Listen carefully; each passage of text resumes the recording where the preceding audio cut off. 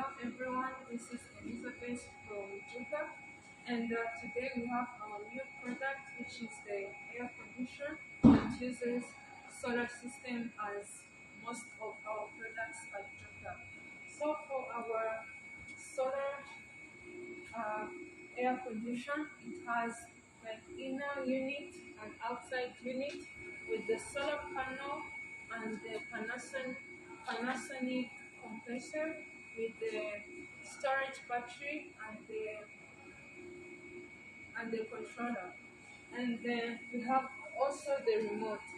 So this remote can help you to adjust the temperature according to the room you are in.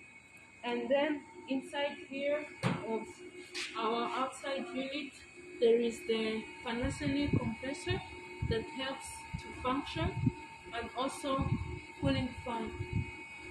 And how it works is very simple. The solar panel produces power to the DC 48 voltage battery, at the same time to the DC 48 compressor and the cooling fan.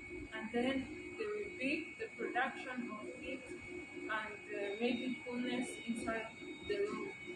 And then we have like 9,000, 12,000, 18,000, and 24,000.